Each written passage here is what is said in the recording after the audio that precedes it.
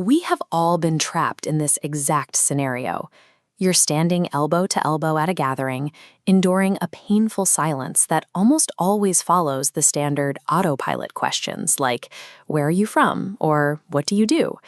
These specific questions consistently fail because they invite predictable, one-word answers. You ask someone where they live, they name a city, and instantly the conversational momentum hits a brick wall. The fix is using a story-inviting opener. This is a deliberate, slightly unexpected question designed to force the other person's brain off autopilot and prompt them to share a narrative instead of a data point. To understand how to use these openers, look at this animated timeline. This graphic maps out a framework for how a relationship is actually built, broken down into 3 distinct escalating tiers: the first 5 minutes, the first 5 hours, and the first 5 days. The logic here is that trust must be built systematically. You cannot jump straight to deep intimacy. You have to navigate from breaking the initial ice to sustaining mutual interest and finally forging a meaningful bond. By understanding the requirements of these 3 distinct phases, you can navigate the transition from a cold introduction to a meaningful interaction, replacing stagnant silence with genuine engagement. The primary objective during the first 5 minutes is simple. You must replace generic societal scripts with hooks that invite the other person to talk about their passions. The first actionable step is retiring "What do you do?" Completely swap it out by asking, "Are you working on anything exciting recently?" This creates an immediate psychological advantage. It gives the other person permission to choose their favorite topic. If they love their job, they can talk about it. That if they'd rather discuss their new side hustle, about their kids, or a weekend hobby, they have the freedom to share that instead of reciting their resume. The second replacement tackles the standard "How are you?" Drop it entirely and instead ask, "What was the highlight of your day today?" or "What was the highlight of your week?" Asking for a high point caters to extroverts by offering a welcome opportunity to ruminate and expand on a positive story.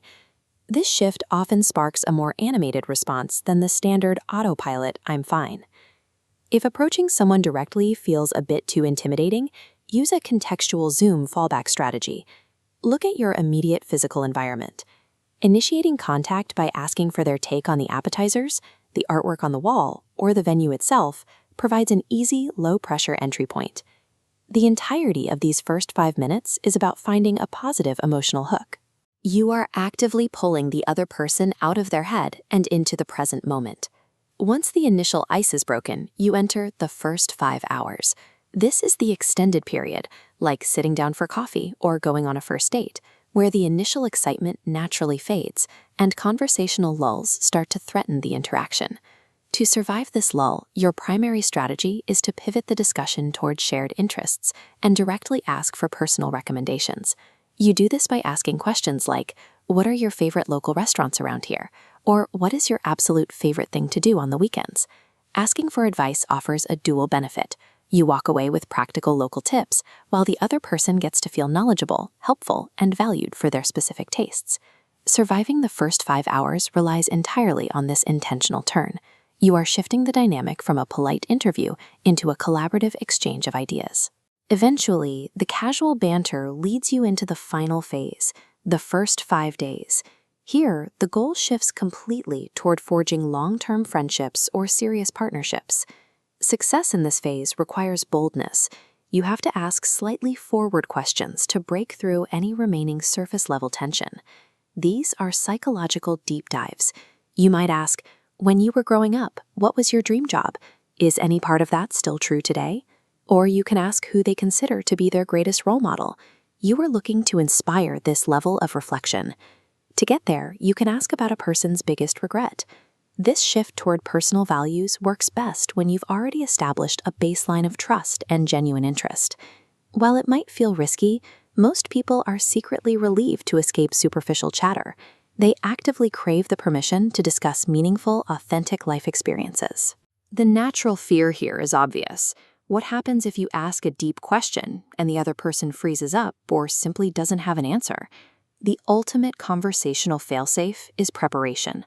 Always have your own personal answers to these killer starters ready to go in your back pocket. Volunteering your own story first immediately lowers the other person's guard. It creates a safe space and relieves the sudden pressure they might feel to perform. As a quick bonus tip, keep a mental list of event-specific or holiday-themed questions ready for seasonal gatherings. Asking about their best Halloween costume or their favorite Thanksgiving food is a highly reliable fallback. Great, memorable conversations are never accidental. They are deliberately engineered by individuals courageous enough to drop the boring scripts and ask better questions. The next time you find yourself standing in an awkward silence, pick a killer opener and take the lead.